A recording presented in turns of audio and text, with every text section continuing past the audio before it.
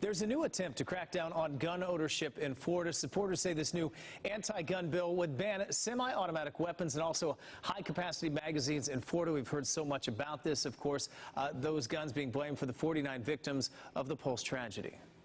With all the chaos happening that night, I only thought I was shot 3 times in the beginning. Later on, finding out that I was shot 6 times. Now, gun rights supporters say they understand the intentions, but they say the bill will not go anywhere. And joining us now is State Representative Carlos Guillermo-Smith. He is one of the bill's sponsors. Carlos, great to see you this morning. Thanks for coming in. Thanks for having me, Ryan. Appreciate it. Tell us exactly what's in this bill, and we know the emotion and the faces that have been tied to this bill. Obviously, coming off Pulse makes it a little more timely here in Florida. Absolutely. You know, what we found out during the Pulse shooting is that the use of assault weapons is something that can potentially affect us all. The 6-hour MCX, an assault rifle that would be banned under this legislation, is what was used at the Pulse nightclub.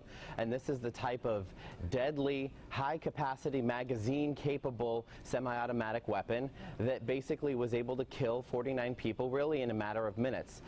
The reality is that assault weapons are now the gold standard for mass murder.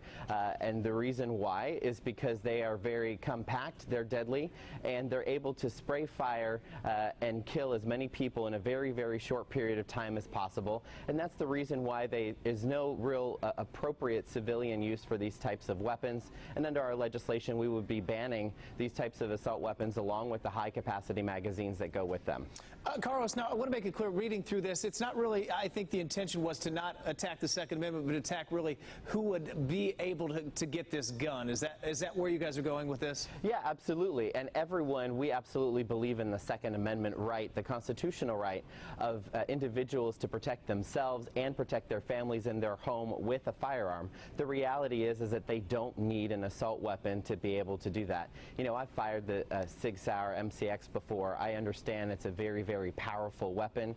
We need to respect that power, and along with that comes responsibility. And that's why it's important that we advocate for common sense gun safety legislation that is going to keep our communities and our families safe. Carlos, real quickly, you know you've got an uphill battle in the State House. What's it going to take to get this through?